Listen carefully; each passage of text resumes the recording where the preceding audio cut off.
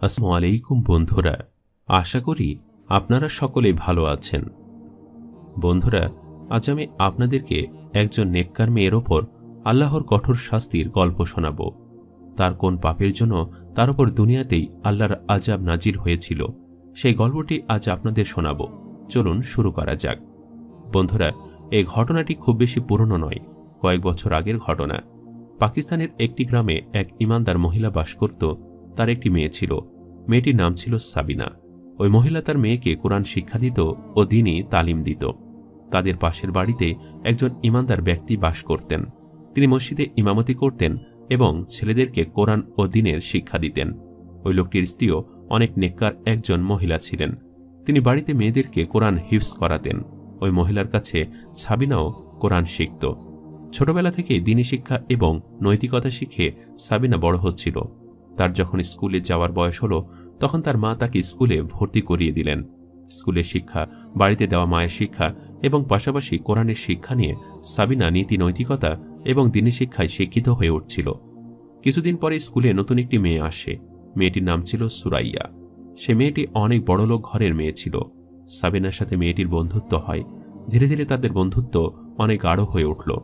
কিন্তু সুরাইয়া মেয়েটি ভালো ছিল না। তার নিজের মোবাইল ছিল। সে সারাদিন মোবাইল টিপত। মোবাইলে সারাদিন ছবি তুলতে থাকত, টিকটক দেখত ও রিলস বানাত। সাবিনাও সুরাইয়ার সাথে মিশতে মিশতে ধীরে ধীরে নীতি নৈতিকতা ভুলে গিয়ে মোবাইলে আসক্ত হতে শুরু করল। সে সবসময় সুরাইয়ার সাথে সাথেই থাকত, যাতে করে সে মোবাইল দেখতে পারে। সুরাইয়া প্রায় প্রতিদিনই সাবিনাদের বাসায় আসত এবং অনেকক্ষণ পর্যন্ত একসাথে দুজনে মোবাইল টিপত। ধীরে ধীরে সাবিনার আচরণে পরিবর্তন আসতে শুরু করে। সে স্কুল থেকে রোজ দেরি করে বাসায় ফিরত। তার মা কারণ জিজ্ঞেস করলে মিথ্যা কথা বলতো। আগে সাবিনা রোজ নিয়ম করে সকালে ও রাতে কোরআন তেলাওয়াত করত। ধীরে ধীরে সে কোরআন তেলাওয়াত করাও কমিয়ে দিল। তার মা তাকে এসবের জন্য যখন বকা দিত, তখন সে তার মায়ের সাথে খারাপ ব্যবহার করে বান্ধবীর বাড়িতে চলে যেত। সে তার বান্ধবীর বাড়িতে গিয়ে সারাদিন টিভি দেখত। সুরাইয়াদের বাড়ির প্রত্যেকটি মেয়ের মোবাইল ছিল। সাবিনা সুরাইয়াদের বাড়িতে গিয়ে সারাদিন সুরাইয়ার সাথে মোবাইলে টিকটক দেখত, টিকটক বানাতো এবং টিভি দেখত। এভাবে ধীরে ধীরে সে বিপথে যেতে থাকে। একদিন গ্রামে একটি মেয়ের কোরআন খতমের অনুষ্ঠান ছিল। কোনো বাচ্চা যখন সম্পূর্ণ কোরআনের হাফেজ হয়ে যায়, তখন সে উপলক্ষে করা দোয়া মাহফিলের আয়োজনই হল কোরআন খতমের অনুষ্ঠান।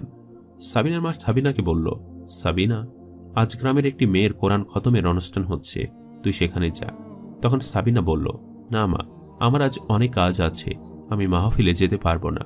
তার মা তাকে অনেক বোঝানোর পরেও সে মাহফিলে যেতে রাজি হল না। এমন সময় হঠাৎ তার বান্ধবী সুরাইয়া বাড়িতে আসলো। সুরাইয়া সাবিনাকে বলল, চল সাবিনা, আজ মসজিদে কোরআন খতমের অনুষ্ঠান হবে, আমরা একসাথে যাই চল। সাবিনা যখন দেখল সুরাইয়া হাতে মোবাইল নিয়ে এসেছে, তখন সে সাথে সাথে রেডি হয়ে তার সাথে মাহফিলে চলে গেল। যখন তার মা তাকে যেতে বলেছিল, তখন সে যেতে রাজি হয়নি, কিন্তু তার বান্ধবী এসে যেতে বলাতে ঠিকই চলে গেল। মাহফিলে মসজিদের ইমাম আজানের গুরুত্ব ব্যাখ্যা করছিলেন, কিন্তু সাবিনা এবং সুরাইয়া ইমাম সাহেবের বক্তব্য শুনতে ভালো লাগছিল না। তারা পেছনের সারিতে বসে মোবাইল আড়াল করে দুজনে টিকটক দেখছিল। তারপর তারা চুপি চুপি মাহফিল থেকে উঠে পেছনের বাগানে গিয়ে নানা রকম অঙ্গভঙ্গি করে ছবি তুলতে শুরু করে, রিলস বানায়। এরপর মাহফিল শেষে সাবিনা সুরাইয়ার সাথে তাদের বাড়িতে চলে যায়। যথারীতি সাবিনা সেখানে গিয়ে সবার সাথে মোবাইল দেখতে থাকে, টিকটক বানায় এবং টিভি দেখতে থাকে। এভাবে বাড়ি ফিরতে সাবিনার অনেক রাত হয়ে যায়। বাড়ি ফেরার পর সাবিনার মা যখন তাকে দেরি করে ফেরার কারণ জিজ্ঞেস করল, তখন সে উত্তর দিল, মা, সবসময় আমার উপর এমন নজরদারি তুমি করো না তো। আমার কি নিজের কোনো স্বাধীনতা নেই? আমার মাহফিলে গিয়ে অনেক ঘুম পাচ্ছিল, তাই সুরাইয়া আমাকে ওর বাসায় যায়। ওর বাড়িতে গিয়ে আমি ঘুমিয়ে পড়েছিলাম, তাই আসতে দেরি হয়েছে। মিথ্যে অজুহাত দিয়ে সে তার মায়ের প্রশ্ন এড়িয়ে গেল। এভাবে দিনের পর দিন সাবিনা খারাপ হতে থাকে। একদিন তার মায়ের বকাবকিতে অতিষ্ঠ হয়ে সে আসরের সালাত আদায়ের পর কোরআন তেলাওয়াত করতে বসল। সে কেবল কোরআন পড়া শুরু করেছিল, তখনও এক রুকু শেষ করতে পারেনি। এমন সময় সুরাইয়া তাদের বাড়িতে এসে বলল, সাবিনা, তুই এখানে বসে বসে কোরআন তেলাওয়াত করছিস? এখন আমার সাথে চল, কোরআন তেলাওয়াত পরে করবি। তুই জানিস টিকটকের ভাইরাল ওই দুই মেয়ে আজ লাইভে এসেছে। লাইভ ভিডিও এখন মিস করলে পরে আর দেখতে পারবো না। দেখ, কোরআন তো তুই পরেও পড়তে পারবি, কিন্তু লাইভ ভিডিও মিস করলে পরে চাইলেও দেখতে পারবি না। তার চেয়ে চল এখন আমরা ওদের লাইভ দেখি, আর 10 মিনিট পরে ওরা লাইভে আসবে। প্রথমে সাবিনা যেতে রাজি হলো না। সে সুরাইয়াকে অনেক বোঝালো যে সে এখনও এক পারাও তেলাওয়াত করেনি। তারপরও সুরাইয়া সাবিনাকে ভুলিয়ে ভালিয়ে অবশেষে রাজি করালো। সাবিনা তাড়াহুড়োয় ভুলে রেহালের উপর কোরআন খোলা রেখে বাড়ি থেকে বের হয়ে গেল। তখন সাবিনার মা সাবিনাকে বাধা দিয়ে বলল, তুই কোথায় যাচ্ছিস মা? অন্তত কোরআন তেলাওয়াত শেষ করে তো যা, তুই এখনো এক পারাও শেষ করিসনি। সাবিনা বলল, তুমি সবসময় আমাকে সব কাজে বাধা দাও, আজকের এই ভিডিও মিস করলে পরে আর দেখতে পারবো না, আমাকে সুরাইয়ার সাথে যেতে দাও। তখন তার মা রেগে গিয়ে বলল, তুই বুঝতে পারছিস না মা, এই মেয়ে তোর বান্ধবী নয়, এই মেয়ে হচ্ছে শয়তান। এই মেয়ে তোকে বিপথে পরিচালিত করতে এসেছে, তোকে পথভ্রষ্ট করতে এসেছে। শয়তান যেমন মানুষকে সঠিক পথ থেকে সরিয়ে ভুল পথে পরিচালিত করে, ঠিক সেরকমই এই মেয়ে তোকে ভুল পথে পরিচালিত করতে এসেছে। সুরাইয়া সাবিনার মার মুখে নিজের বদনাম শুনে ভীষণ রেগে গেল। তখন সে সাবিনাকে উদ্দেশ্য করে বলল, দেখেছিস সাবিনা, তোর মা আমাকে নিয়ে কত বাজে বাজে কথা বলছে, তোর বান্ধবীকে নিয়ে তোর মা কত খারাপ কথা বলছে। আমার মা যদি আমাকে ভুলবশত কখনো এসব বলতো, তাহলে আমি আমার মাকে জুতো পেটা করতাম। আস্তাগফিরুল্লাহ। বন্ধুরা, নিজের মাকে নিয়েও কেউ কখনো এতটা বাজে কথা বলতে পারে, সেটা আমার কল্পনাতেও আসেনি। কিন্তু সুরাইয়া এতটাই বিগড়ে যাওয়া একটি মেয়ে ছিল যে তার মুখে কোনো কথাই আটকাতো না। তখন সাবিনা তার মাকে বলল, মা, সুরাইয়া আমার বান্ধবী হয়, আর তার সম্বন্ধে তুমি এরকম কথা বলতে পারো না। সে তার মার সাথে ঝগড়া করে সুরাইয়ার সাথে চলে গেল। সাবিনার মা দেখলেন সাবিনা কোরআন খোলা রেখে চলে গেছে। তিনি অজু করে এসে কোরআন বন্ধ করে তাকের উপর রেখে দিলেন। সুরাইয়ার বাড়িতে গিয়ে সে টিকটক দেখতে থাকল। অনেক রাত করে যখন সাবিনা বাড়িতে ফিরল, সে ভুলবশত অজু না করে বাকিটা তেলাওয়াত সম্পূর্ণ করার জন্য তাকের উপর থেকে কোরআন নিতে হাত বাড়ালো। রেহালের নিচে লুকিয়েছিল বড় কাঁটাওয়ালা এক ভয়ানক টিকটিকি। আসলে এটি কোনো সাধারণ টিকটিকি ছিল না, এটি ছিল আল্লাহর পক্ষ থেকে নাজিলকৃত অদ্ভুত এক প্রাণী। সাবিনা যখনই কোরআন নেওয়ার জন্য তার অপবিত্র হাত তাকের ওপরে রাখল, তখনই তার হাতে সেই কাঁটাওয়ালা টিকটিকে কামড় বসালো। সাবিনা প্রচণ্ড ব্যথায় কুঁকড়ে উঠল।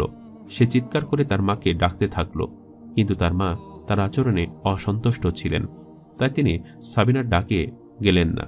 কিন্তু মা বলে কথা, যখন তিনি তার মেয়েকে আরও বেশি ছটফট করতে শুনলেন, তখন তিনি দৌড়ে সাবিনার রুমে গেলেন।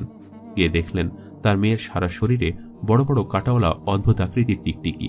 তিনি অনেক চেষ্টা করলেন সাবিনার শরীর থেকে সেই প্রাণীগুলোকে সরানোর, কিন্তু তিনি পারলেন না। অদ্ভুতভাবে সেই প্রাণীগুলো সাবিনার মাকে আক্রমণ করল না। ওই প্রাণীগুলো সাবিনার সারা শরীরে কামড় দিচ্ছিল, আর সাবিনা ব্যথার যন্ত্রণায় চিৎকার করে গড়াগড়ি দিয়ে আর্তনাদ করছিল। সাবিনার চিৎকার চেঁচামেচিতে গ্রামের মানুষজন জড়ো হয়ে যায়। সকলের কাছে সাবিনা তাকে এই যন্ত্রণা থেকে মুক্তি দেওয়ার জন্য হাত জোড় করে বলতে থাকে, কিন্তু গ্রামের কেউই ভয়ে সাবিনার শরীরে হাত দিল না। এক পর্যায়ে সেই অদ্ভুত প্রাণীগুলোর আক্রমণে সাবিনা মারা গেল। সাবিনার মা একমাত্র মেয়েকে হারিয়ে কান্নায় ভেঙে পড়লেন। তিনি বারবার মূর্ছা যাচ্ছিলেন। সাবিনাকে দাফন করে আসার পরে সাবিনা তার মায়ের স্বপ্নে আসলো। সে স্বপ্নে এসে বলল, মা, আমি মরে যাইনি, আমি এখনো জীবিত আছি, আমার এখানে অনেক কষ্ট হচ্ছে, আমাকে বাঁচাও। পরদিন সকালে সাবিনার মা পাগলের মতো গ্রামের সকলের কাছে গিয়ে এই স্বপ্নের কথা বলে বেড়াতে থাকলেন যে তার মেয়ে বেঁচে রয়েছে কবরের ভেতরে, কিন্তু কেউ তার কথা বিশ্বাস করল না। এরপর সাবিনা একে একে তার বান্ধবী সুরাইয়া, তার কোরআনের শিক্ষিকা এবং গ্রামের প্রত্যেকের স্বপ্নে এসে একই কথা বলতে থাকল। গ্রামবাসীরা এক সপ্তাহ যাবৎ সকলে একই স্বপ্ন দেখে অতিষ্ঠ হয়ে উঠল। যখন তারা গ্রামের ইমামের সাথে এ বিষয়ে আলোচনা করল, তখন ইমাম সাহেব কবর খনন কর্মীদের নিয়ে সাবিনার কবর পুনরায় খোঁড়ার সিদ্ধান্ত নিল। তারা যখন সাবিনার কবর পুনরায় খনন করল, তখন তারা দেখল সত্যি সত্যি সাবিনা জীবিত রয়েছে, কিন্তু তার কবরে আগুন জ্বলছে। একই সাথে সাপ, বিচ্ছু ও পোকামাকড় তাকে আক্রমণ করছে। এ ভয়ানক দৃশ্য দেখে গ্রামবাসীরা সকলে চমকে গেল আর তওবা করতে থাকল। তারা কোনোভাবেই বুঝে উঠতে পারল না কিভাবে কি করা যায়। তখন মসজিদের ইমাম সাহেব আজান দিলেন। আজানের প্রতিটি শব্দ উচ্চারণের সাথে সাথে কবরের সমস্ত আজাব কমতে শুরু করল। সাবিনা পুনরায় মৃত্যুবরণ করল। তখন গ্রামবাসীরা কোনো মতে তাকে কবরে দাফন করে যে যে যার যার বাড়িতে ফিরে গেল। বন্ধুরা, এই গল্পটি থেকে আমরা কি শিখতে পারলাম? প্রযুক্তি অবশ্যই আমাদের জীবনকে উন্নত করেছে, কিন্তু আমাদেরকে বাস্তব জীবন, আমাদের পরিবার পরিজন এবং আল্লাহর ইবাদত থেকে দূরে সরিয়ে দিয়েছে। তাই প্রযুক্তির ব্যবহার আমাদের ঠিক ততটুকুই করা উচিত যতটুকু আমাদের প্রয়োজন। ঠিক ততটুকুই আমাদের মোবাইল ব্যবহার করা উচিত যতটুকু আমাদের শরীয়ত সমর্থন করে। তাহলে আমরা আল্লাহ তাআলার প্রিয় পাত্র হতে পারব এবং কবরের আযাব থেকে মুক্তি পাব। আর আমরা অবশ্যই ঈমানদার ব্যক্তিদের সাথে বন্ধুত্ব করব, কারণ কথায় বলে সৎসঙ্গে স্বর্গবাস, অসৎসঙ্গে সর্বনাশ।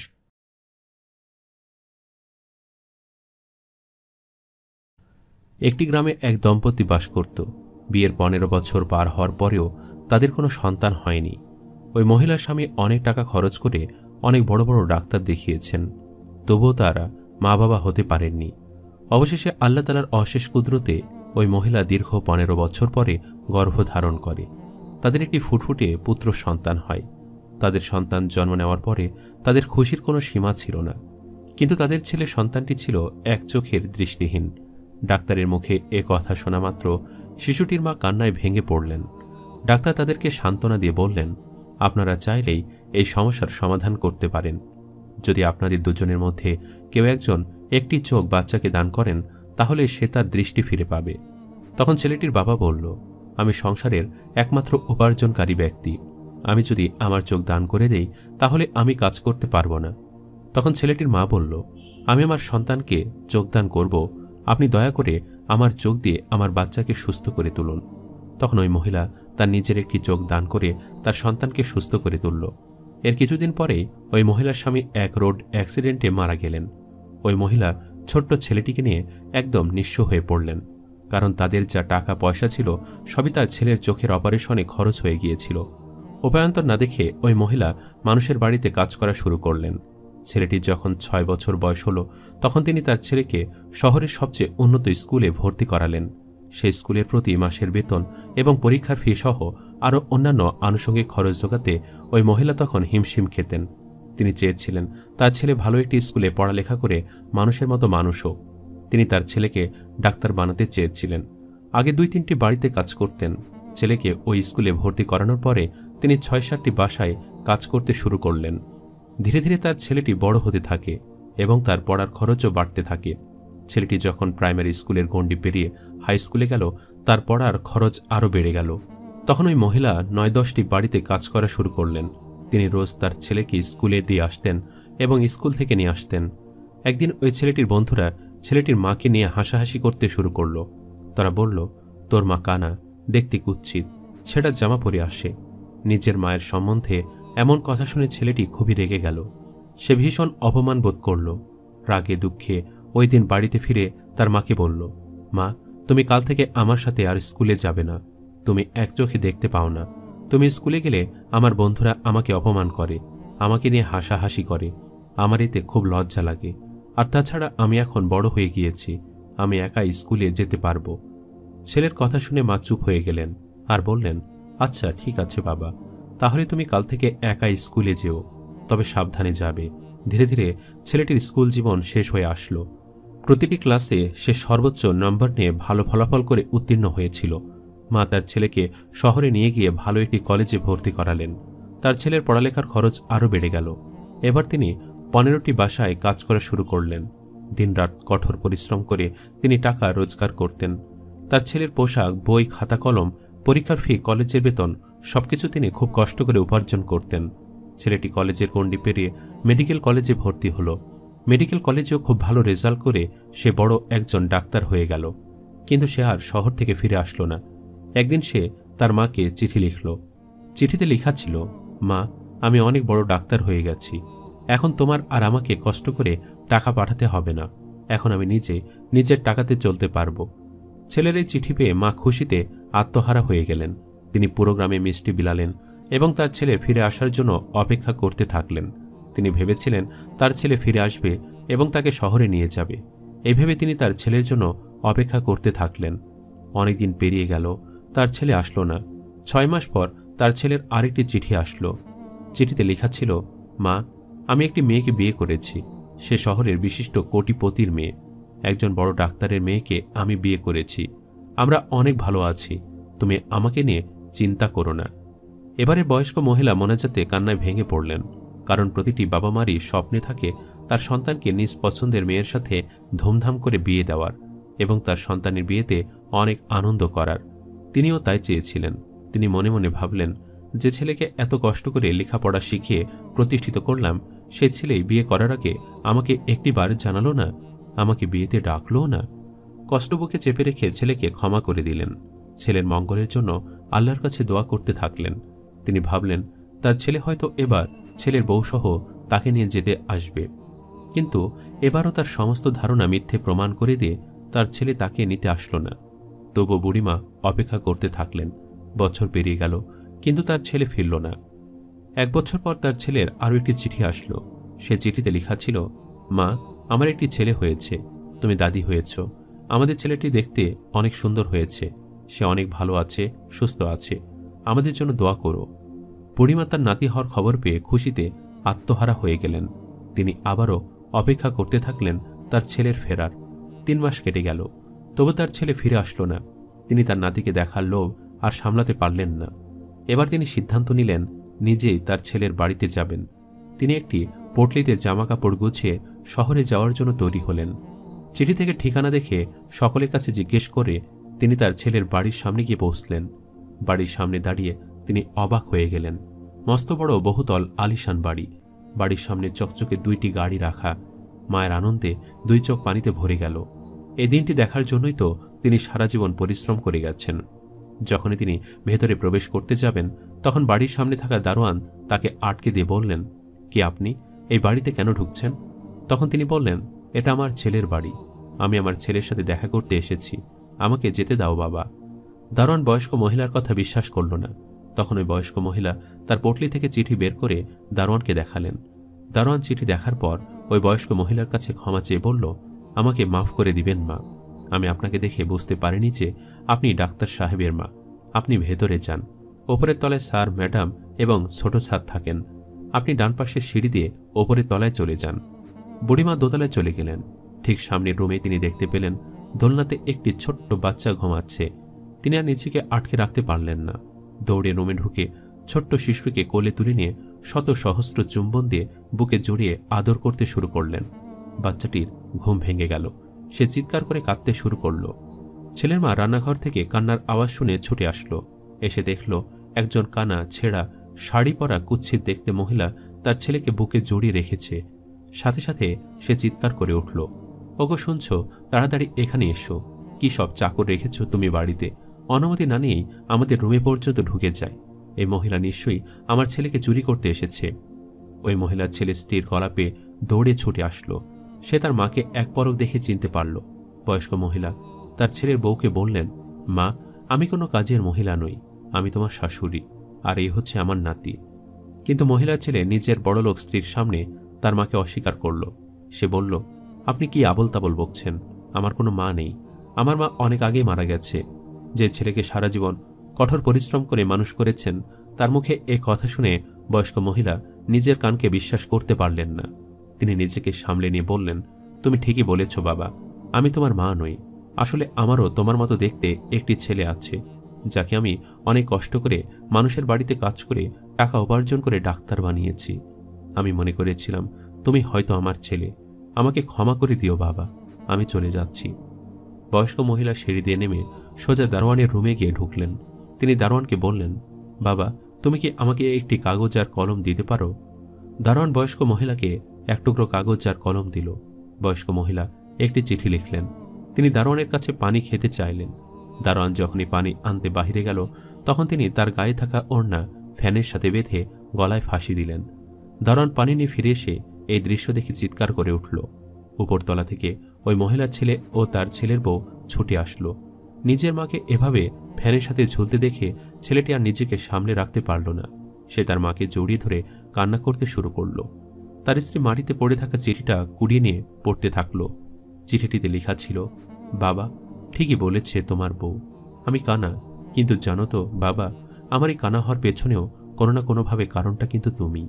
তোমার যখন জন্ম হয় তখন তোমার এক চোখে দৃষ্টি ছিল না। আমি আমার একটি চোখ দিয়ে তোমাকে স্বাভাবিক জীবন দান করি। তারপর মানুষের বাড়িতে সারাটি জীবন কাজ করে তোমাকে ডাক্তার বানাই।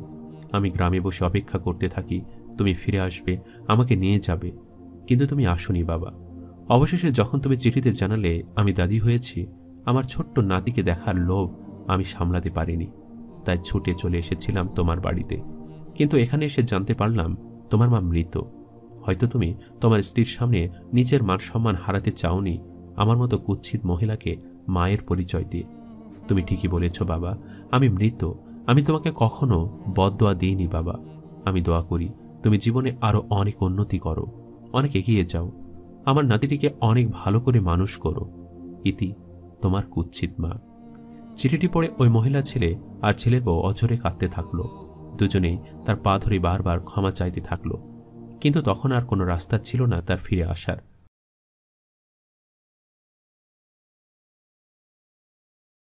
প্রিয়রা, আজ আমি আপনাদেরকে এক ইমানদার হাফেজা মেয়ের কবরের কঠিন আযাবের গল্প শোনাব, যে মেয়েটি সেলাই মেশিনের কাজ করে জীবিকা নির্বাহ করত।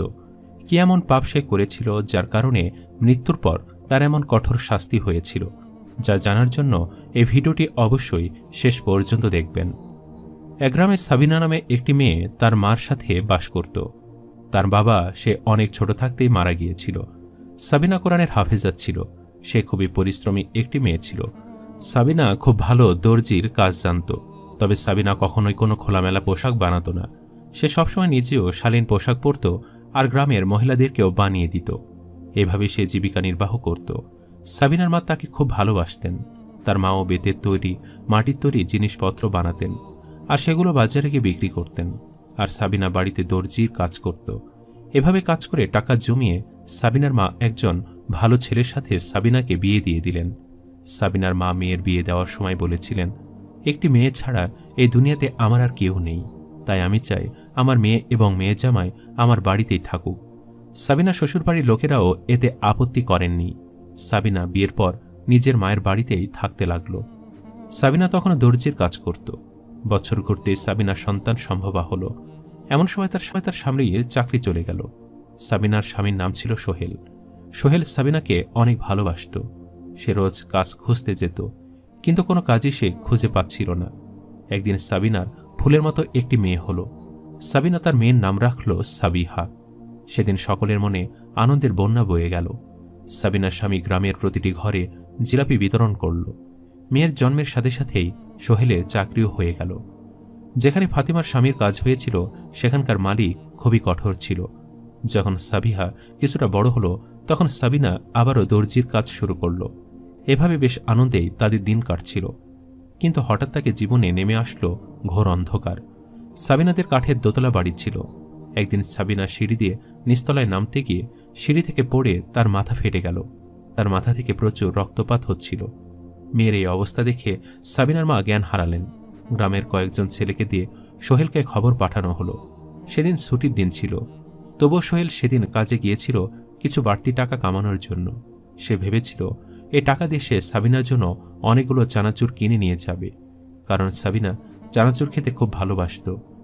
সাবিনার পড়ে যাওয়ার খবর পাওয়া মাত্রই সে তাড়াতাড়ি করে দোকান বন্ধ করে চাবি পকেটে ঢুকিয়ে বাড়ির পথে রওনা দিল। সাবিনাকে হাসপাতালে নেওয়ার পথে সে মারা গেল। রহমানের ফাতিমার বলা অনেক কথা মনে পড়ছিল। সোহেল, সাবিহা আর সাবিনার মা অনেক আর্তনাদ করে কান্না করছিল। সোহেল তার ছোট্ট মেয়েটার কথা ভেবে আরো বেশি কান্না করছিল। সাবিনার মা এবং স্বামী কাঁদতে কাঁদতে অবস্থা খারাপ হয়ে গিয়েছিল। সাবিনাকে গ্রামের একটি কবরস্থানে কবর দেওয়া হলো। কবর দেওয়ার সময় সোহেলের পকেট থেকে দোকানের চাবি কবরে পড়ে গেল, কিন্তু সোহেল টের পেল না। কবর দিয়ে সে বাড়িতে ফিরে আসলো। সাবিনা চলে যাওয়ার পরে বাড়ি একদম শূন্য হয়ে গিয়েছিল। সেলাই মেশিন দেখে সাবিনার মা বারবার বিলাপ করে বলছিলেন, এই তো একটু আগেই আমার মেয়ে কাপড় সেলাই করছিল, হঠাৎ কই চলে গেল। ছোট্ট সাবিহাও এতটা সময় মাকে দেখতে না পেয়ে ছটফট করে কান্না করছিল। সোহেল একেবারে স্তব্ধ হয়ে গিয়েছিল। ঠিক তখনই দোকানের মালিকের কল আসলো।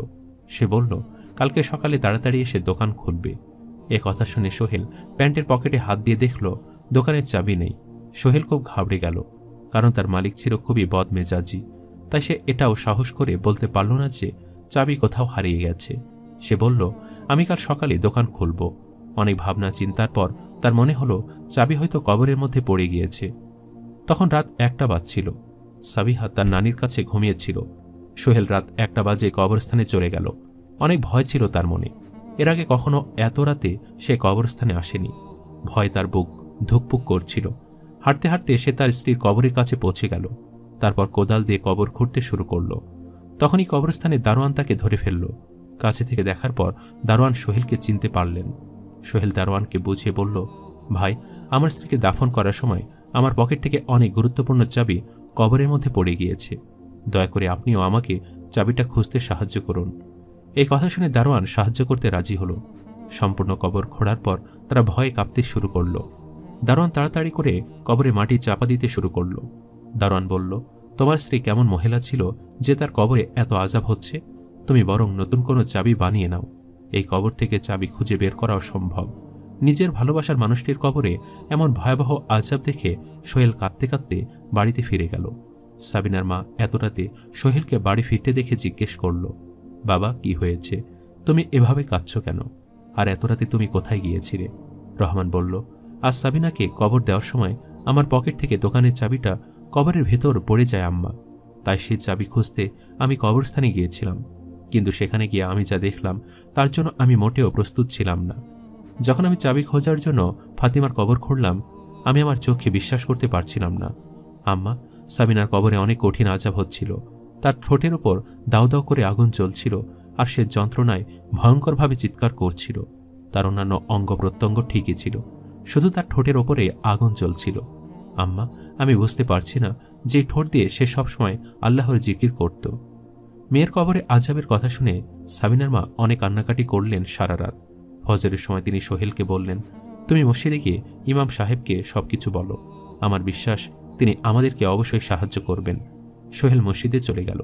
মসজিদে নামাজ শেষে সে গত রাতের সব ঘটনা ইমাম সাহেবকে খুলে বলল। সব শুনে ইমাম সাহেব সাবিনার মার সাথে দেখা করতে চাইলেন। সোহেল ইমামকে বাড়িতে নিয়ে আসলো।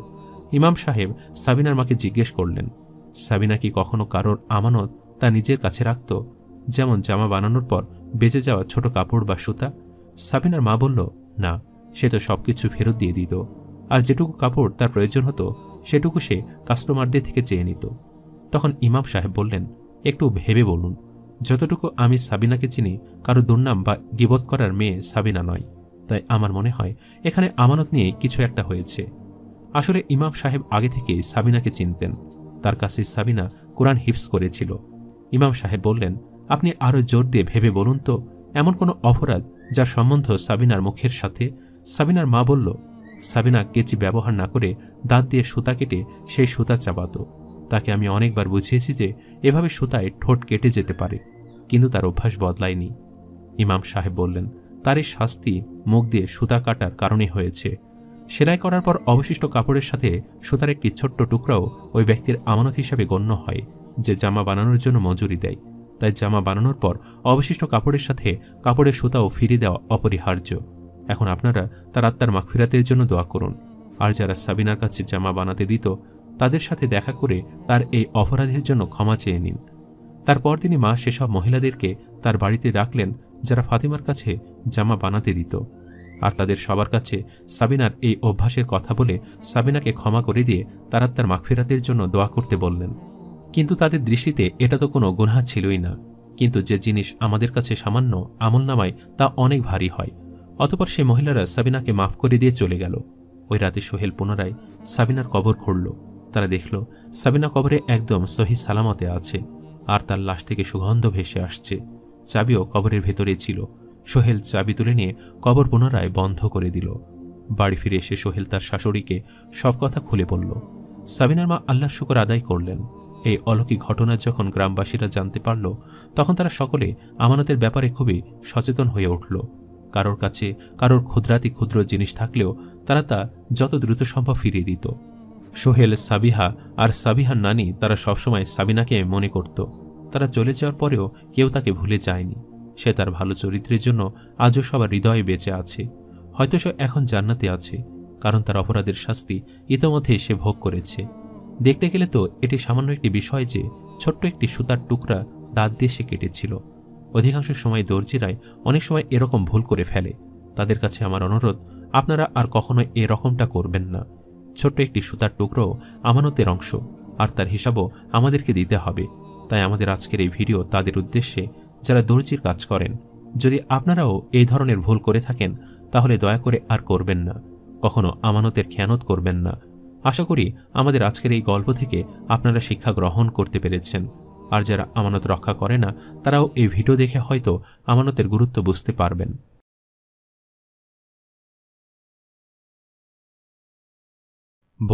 আজ আমি আপনাদেরকে দুই যমজ ভাই বোন মানিক আর মহিমার জীবনের করুণ গল্প শোনাব।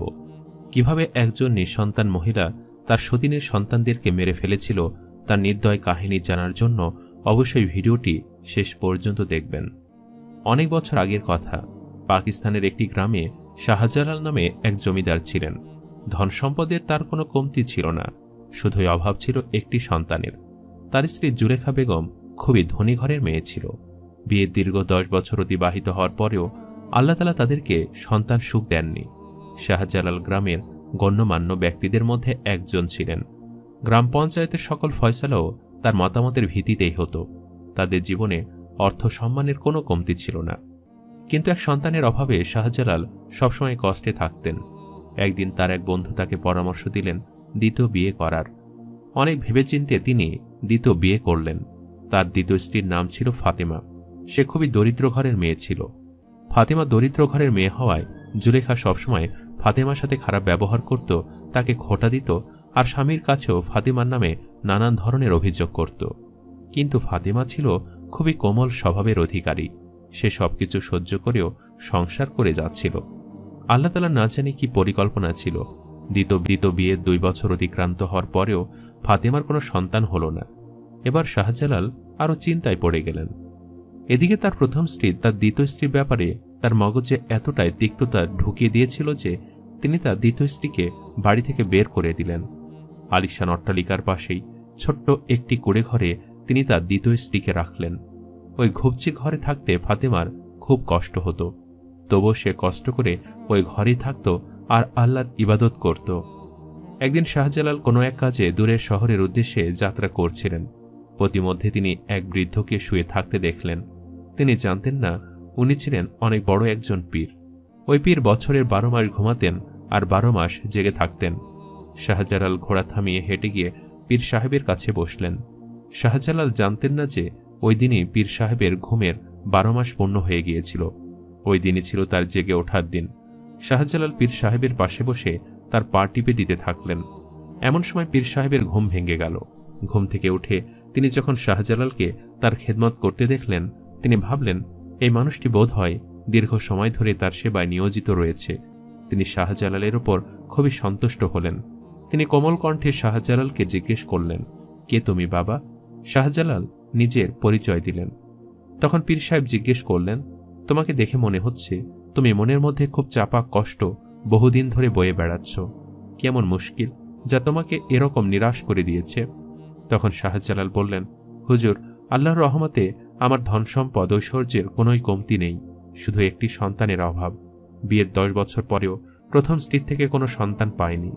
এক বন্ধুর পরামর্শে যখন দ্বিতীয় বিবাহ করলাম, 2 বছর কেটে গেল, দ্বিতীয় স্ত্রীরও কোনো সন্তান হলো না।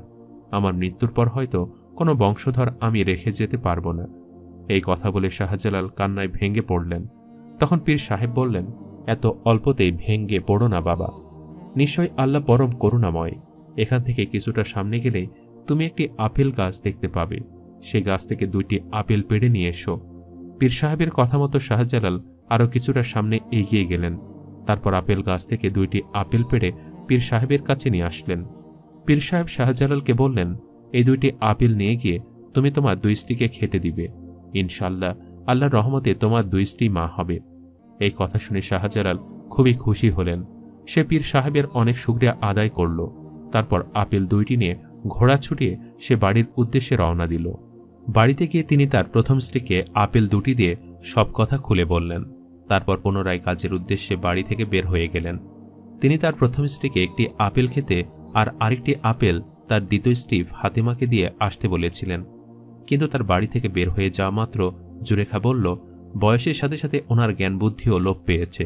সামান্য আপেল খেয়ে নাকি কারো সন্তান হয়, যত সব আজগুবি কথা। এই বলে সে আপেল 2টি জানালা দিয়ে বাড়ির পেছনে ছুঁড়ে ফেলে দিল। এদিকে ফাতেমা কুড়ে ঘরে খুব কষ্টে দিন কাটাচ্ছিল। সেদিন তার ঘরে খাওয়ার জন্য কিছুই ছিল না। যখনই জুলেখা আপেল 2টো জানালা দিয়ে ফেলে দিল, ঠিক তখনই ফাতেমা খাবার খোঁজার উদ্দেশ্যে ঘর থেকে বের হলো। বের হয়ে সে দেখতে পেল ঘরের সামনে দুটি আপেল পড়ে রয়েছে। সে আপেল দুটি কুড়িয়ে খুব তৃপ্তির সহকারে আপেল দুটি খেয়ে নিল। আল্লাহর অশেষ রহমতে 1 মাসের মধ্যেই ফাতেমার সন্তান সম্ভবা হল। বাড়ির এক কর্মচারীকে দিয়ে সে গ্রামের দাইমাকে ডেকে পাঠালো। দাইমা এসে ফাতেমার সব লক্ষণ দেখে ফাতেমাকে সন্তানের সুসংবাদ দিল। দাইমা কুড়েঘর থেকে যখন বের হয়ে যাচ্ছিল ঠিক তখনই শাহজালালও বাড়ি থেকে বের হচ্ছিলেন। পথের মধ্যে তাদের দুজনে দেখা হয়ে যায়। তখন দাইমা শাহজালালকে ডেকে সন্তানের সুসংবাদ দিলেন। শাহজালাল খুশিতে আত্মহারা হয়ে গেলেন। সন্তানের সুসংবাদ পাওয়ার পর থেকে শাহজালাল তার দ্বিতীয় স্ত্রীর প্রতি অনেক সদয় হয়ে গেলেন। তিনি ফাতেমাকে বাড়িতে নিয়ে আসলেন। 3 জন মহিলা কর্মচারী আলাদা করে রাখলেন তার সেবা করার জন্য। এদিকে ফাতেমার অন্তঃসত্ত্বা হওয়ার খবর পেয়ে জুলেখার রাগে অগ্নিশর্মা হয়ে উঠল। সে মনে মনে চক্রান্ত করতে থাকল কিভাবে ফাতেমার সন্তান ভূমিষ্ঠ হওয়ার সাথে সাথেই মেরে ফেলা যায়। সে চাকরকে দিয়ে দাইমাকে ডেকে নিয়ে আসলো। সে দাইমাকে বলল, শোনো বুড়ি, তোমাকে আমি স্বর্ণ, টাকা, পয়সা, হীরা জহরত দিয়ে ভরিয়ে দিব। তোমাকে শুধু আমার একটি কাজ করতে হবে। দাইমা অবাক হয়ে জিজ্ঞেস করল, কি কাজ মালকিন? আপনি যা বলবেন আমি তাই করব। তখন জুলেখা দাইমাকে বলল, যেভাবেই হোক ওই ফাতেমার সন্তান জন্ম নেওয়ার সাথে সাথে সেই সন্তানকে তুমি বিষ খাইয়ে মেরে ফেলবে। এই নাও 5 থলি স্বর্ণ মুদ্রা। কাজ হয়ে যাওয়ার পরে আরও অনেক উপহার পাবে। দাইমাও টাকার লোভে জুলেখার কথায় রাজি হয়ে গেল। ধীরে ধীরে ফাতেমার সন্তান জন্ম নেওয়ার দিন ঘনিয়ে আসলো। ফাতেমা যখন প্রসব যন্ত্রণায় ছটফট করছিল তখন শাহজালাল দাইমাকে ডেকে নিয়ে আসলেন। দাইমা ফাতেমাকে বলল, মা, প্রসব করানোর কিছু নিয়ম কানুন রয়েছে। এর জন্য প্রথমেই অন্তঃসত্ত্বা মায়ের চোখ কাপড় দিয়ে বেঁধে ফেলতে হয়। ফাতেমাও সরল মনে রাজি হয়ে গেল। তখন দাইমা এক টুকরো কাপড় দিয়ে ফাতেমার চোখ শক্ত করে বেঁধে ফেললেন। ফাতেমা ফুটফুটে 2টি যমজ বাচ্চার জন্ম দিল, একটি ছেলে এবং একটি মেয়ে। দাইমা তাড়াতাড়ি করে 2 ভাই বোনকে তার পটলিতে বেঁধে বাড়ির পেছনের খড়ের গাদায় লুকিয়ে রাখলেন এবং ফাতেমার চোখ থেকে কাপড় খুলে একটি কাঠের পুতুল ফাতেমাকে দেখিয়ে বললেন, তুমি কষ্ট পেও না মা, কিন্তু সত্যিই তো এই যে তুমি একটি কাঠের পুতুল জন্ম দিয়েছ। ফাতেমা কান্নায় ভেঙে পড়ল। শাহজালাল ফাতেমার ওপর আরও রেগে গেলেন। এবার তিনি ফাতেমাকে আরও বেশি করে ঘৃণা করতে শুরু করলেন। দাইমা বাচ্চা দুটিকে অনেক দূরে নিয়ে গিয়ে একটি খেতে ফেলে আসলেন। জুলেখা দাইমাকে অনেক অনেক উপহার দিল। এদিকে গ্রামের এক দরিদ্র কৃষাণ দম্পতি যাদের কোনো সন্তান ছিল না, তারা বাচ্চা দুটিকে ধানের খেতে খুঁজে পেল। তারা পরম যত্নে বাচ্চা দুটিকে কোলে তুলে নিল এবং আল্লাহর শুকরিয়া আদায় করল। এভাবে ওই দরিদ্র কৃষকের ঘরে ফাতেমার 2 যমজ সন্তান আদর ভালোবাসায় বেড়ে উঠতে থাকল। জুলেখা যখন এই খবর জানতে পারল তখন সে দাইমাকে ডেকে বলল, এই বুড়ি, আমি তোকে বলেছিলাম বাচ্চাগুলোকে একেবারে মেরে ফেলতে, কিন্তু ওই নষ্টা ফাতেমার বাচ্চাগুলো ওই মতি মিয়ার ঘরে মানুষ হচ্ছে। আজকের মধ্যে আমি ওই 2 বাচ্চার লাশ দেখতে চাই। দাইমা বাড়ি ফিরে গিয়ে মিষ্টি বানিয়ে সেই মিষ্টির মধ্যে বিষ মিশিয়ে দিল। ফাতেমার 2 যমজ ছেলে মেয়ে ধান খেতেই খেলাধুলা করছিল। তখন ওই বুড়ি দাইমা তাদেরকে মিষ্টি দেখে বলল, এই দেখো সোনারা, আমি তোমাদের জন্য মিষ্টি বানিয়ে এনেছি, তোমরা খাবে? ছোট্ট বাচ্চা দুটো ওই দুষ্ট বুড়ির চক্রান্ত না বুঝেই মিষ্টি খেয়ে ফেলল। তৎক্ষণাৎ তারা 2 জন মারা গেল। কৃষক মতিমিয়া এবং তার স্ত্রী তাদের বৃদ্ধ বয়সে শেষ সম্বল 2 সন্তানকে এভাবে মারা যেতে দেখে কান্নায় ভেঙে পড়লেন। মতিমিয়া জানত জঙ্গলের ওপারে এক দরবেশ বাস করেন। সে ছুটে গেল সে পীর সাহেবের কাছে।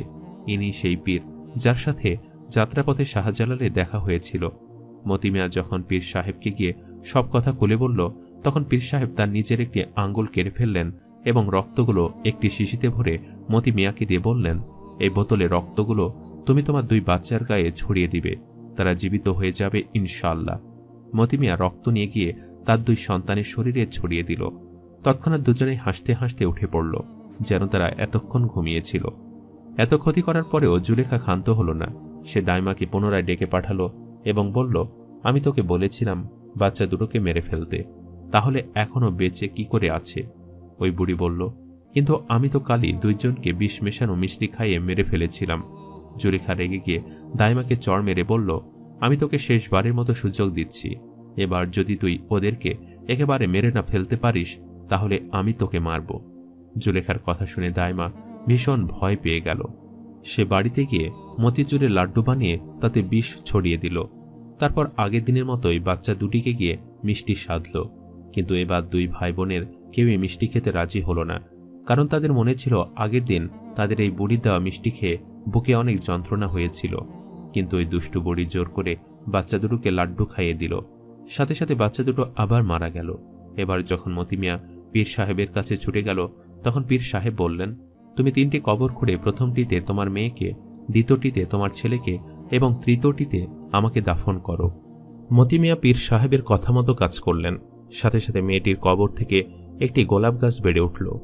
একদিন শাহজালালের কর্মচারীরা ওই 3টি কবরের পাশ দিয়ে হেঁটে যাচ্ছিলেন। হঠাৎ তারা এমন সুন্দর গোলাপ গাছ দেখে দাঁড়িয়ে গেল। একটি গোলাপ নেওয়ার জন্য তাদের মধ্যে থেকে একজন যখনই গোলাপ ছিঁড়তে গেল, তখনই গোলাপ উঁচু হয়ে শূন্যে উঠে গেল। এই অলৌকিক ঘটনা তারা গিয়ে শাহজালালকে জানালো। কবরস্থানে গিয়ে তিনিও যখন গোলাপ গাছ থেকে গোলাপ ছিঁড়তে গেলেন, ওই একই ঘটনা ঘটল এবং মেয়েটির কবর থেকে একটি কণ্ঠস্বর ভেসে আসলো, ভাই, আমি কি এই লোকটাকে আমার ফুল ছিঁড়তে দিব? তখন তার পাশের কবর থেকে আওয়াজ ভেসে আসলো, বোন, তুমি পীর সাহেবকে জিজ্ঞেস করো। তখন পীর সাহেবের কবর থেকে আওয়াজ ভেসে আসলো, না, তুমি শুধু তোমার মাকেই তোমার ফুল ছিঁড়তে দিবে। এমন অলৌকিক ঘটনা দেখে শাহজালাল খুব অবাক হয়ে গেলেন। তিনি জুলেখা বেগমকে ডেকে নিয়ে আসলেন, কিন্তু জুলেখা বেগম যখন ফুল ছিঁড়তে গেলেন, তখনও একই ঘটনা ঘটল। এরপর শাহজালাল তার দ্বিতীয় স্ত্রী ফাতেমাকে ডেকে নিয়ে আসলেন। ফাতেমা কবরের সামনে এসে গোলাপ গাছে হাত দেওয়া মাত্র গাছ থেকে সবগুলো ফুল ফাতেমার আঁচলে এসে পড়ল এবং সাথে সাথে কবর থেকে ফাতেমার 2 যমজ সন্তান উঠে এসে ফাতেমাকে মা মা বলে জড়িয়ে ধরল। 3 নম্বর কবর থেকে পীর সাহেবও উঠে দাঁড়ালেন। এমন অলৌকিক দৃশ্য দেখে সকলে খুব ভয় পেয়ে গেল। পীর সাহেব শাহজালালকে সব ঘটনা খুলে বললেন। তার প্রথম স্ত্রীর কৃতকর্মের কথা শুনে তিনি তৎক্ষণাৎ জুলেখাকে বন্দী বানিয়ে কারাগারে ভরে দিলেন। শাহজালাল যখন জানতে পারলেন মতি মিয়া এবং তার স্ত্রী এত যত্নে তার সন্তানদের আগলে রেখেছিল, তিনি তাদেরকেও তার বাড়িতে নিয়ে আসলেন। অতঃপর মতি মিয়া ও তার স্ত্রী ফাতেমা, শাহজালাল এবং তাদের 2 যমজ সন্তান মানিক আর মহিমা সকলে মিলে সুখে শান্তিতে বাস করতে থাকল, আর জুলেখা কারাগারে সারা জীবন শাস্তি ভোগ করল।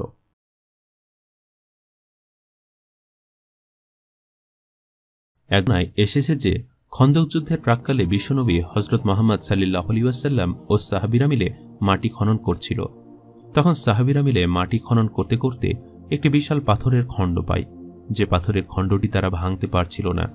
তখন তারা দৌড়ে হযরত মুহাম্মদ সাল্লাল্লাহু আলাইহি ওয়াসাল্লামের কাছে যায় এবং গিয়ে বিশ্বনবীর উদ্দেশ্যে বলতে থাকে, ইয়া রাসূলুল্লাহ, আমরা মাটি খনন করতে করতে একটি বিশাল পাথর পেয়েছি, কিন্তু আমরা এতজন মিলেও পাথরটি ভাঙতে পারছি না। দয়া করে আপনি এসে একটু চেষ্টা করুন। তখন হযরত মুহাম্মদ সাল্লাল্লাহু আলাইহি ওয়াসাল্লাম সে পাথরের কাছে যায় এবং একবারেতেই আল্লাহর অশেষ রহমতে পাথরটি একেবারে চূর্ণ বিচূর্ণ করে দেয়, আর সকলে মিলে অবাক হয়ে যায়। যাই হোক, তখন দিনরাত 3 দিন হযরত মুহাম্মদ সাল্লাল্লাহু আলাইহি ওয়াসাল্লাম ক্ষুধার্ত অবস্থায় ছিলেন এবং কথিত আছে যে সে সময় নাকি ক্ষুধার জন্য তিনি পেটের মধ্যে পাথর বাঁধা অবস্থায় ছিলেন। এমনকি তখন সেখানে উপস্থিত থাকা মতান্তরে 400 থেকে 1000 জন সাহাবী, তারাও নাকি 3 দিন পর্যন্ত না খেয়েছিল। তখন সেখানে উপস্থিত ছিল রাসূল সাল্লাল্লাহু আলাইহি ওয়াসাল্লামের একজন সাহাবী হযরত জাবের রাদিয়াল্লাহু তাআলা আনহু। তিনি বিশ্বনবীকে ক্ষুধার্ত অবস্থায় দেখে মনে মনে ঠিক করলেন যে একদিন হলেও তিনি তার ঘরে মুহাম্মদ সাল্লাল্লাহু আলাইহি ওয়াসাল্লামের জন্য খাবারের ব্যবস্থা করবেন। আর যেহেতু এখন হযরত মুহাম্মদ সাল্লাল্লাহু আলাইহি ওয়াসাল্লাম 3 দিন ধরে ক্ষুধার্ত, তাই তিনি ঠিক করলেন এ সময় তিনি বিশ্বনবীকে তার ঘরে একবেলা খাওয়াবেন। এরপর হযরত জাবের রাদিয়াল্লাহু তাআলা আনহু দৌড়ে তার বাড়িতে গেল এবং স্ত্রীকে গিয়ে বলল, শোনো, আমার ঘরে বিশ্বনবী হযরত মুহাম্মদ সাল্লাল্লাহু আলাইহি ওয়াসাল্লামকে আমি খাওয়াবো। আমাদের ঘরে খাওয়ার জন্য কি আছে? তুমি কি তার জন্য খাবারের আয়োজন করতে পারবে?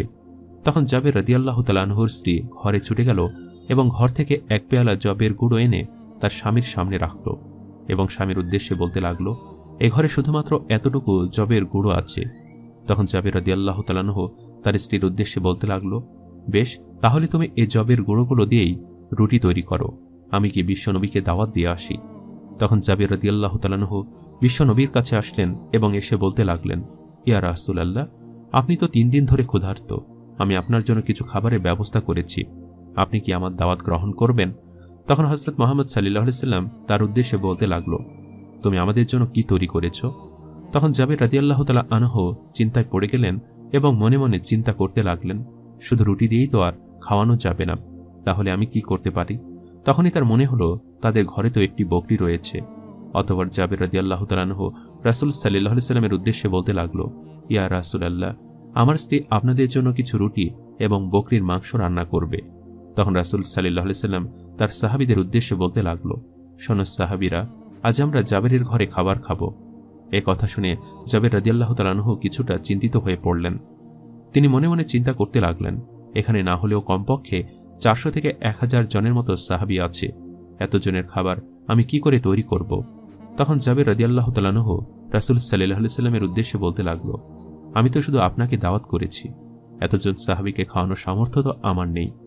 রাসূল সাল্লাল্লাহু আলাইহি সাল্লাম তখন জাবের রাদিয়াল্লাহু তাআলা আনহুর উদ্দেশ্যে বলতে লাগলো, জাবের, তুমি চিন্তা করো না, তোমার স্ত্রী যখন রুটির খামির তৈরি করবে তখন তাকে বলবে সে রুটির খামির একটি পাত্র দিয়ে ঢেকে রাখতে, এবং যখন গোশত রান্না করবে তখন সেটিকেও বলবে একটি পাত্র দিয়ে ঢেকে রাখবে, আল্লাহই বরকত দিবেন।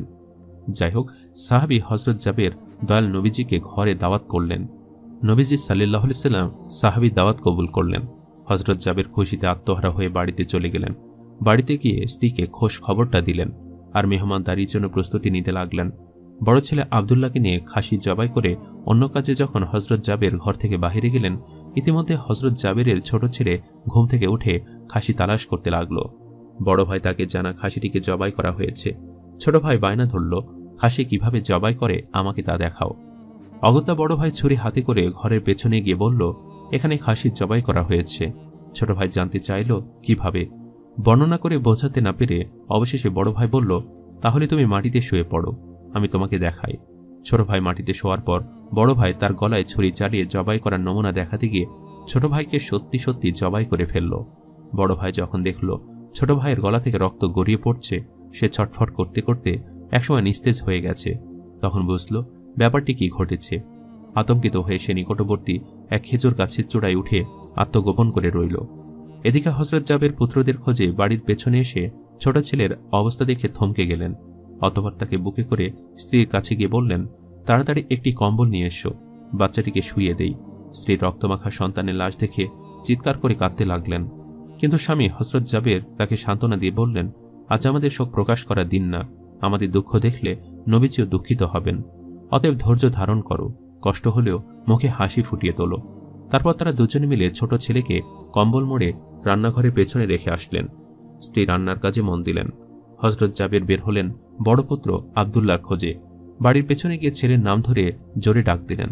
গাছের ওপর আত্মগোপন করে বড় ছেলে সব ঘটনা প্রত্যক্ষ করছিল আর ভয়ে কাঁপছিল। পিতার ডাক শুনে ভাবল, এখন পালাতে না পারলে আব্বার হাতে ধরা পড়তে হবে, ধরা পড়লে আর রক্ষা থাকবে না। পালানোর উদ্দেশ্যে গাছ থেকে লাফিয়ে পড়ে আঘাতপ্রাপ্ত হয়ে সেও মৃত্যুর কোলে ঢলে পড়ল। পিতার কাছে গিয়ে দেখেন আব্দুল্লাহর দেহে প্রাণের স্পন্দন নেই। বড় ছেলেকে কোলে তুলে তিনি বাড়ির ভেতরে আসলেন। স্ত্রীকে বললেন আরেকটি কম্বল নিয়ে আসার জন্য। বড় ছেলের এই অবস্থা দেখে দরদিমা পুনরায় আর্তনাদ করে উঠলেন।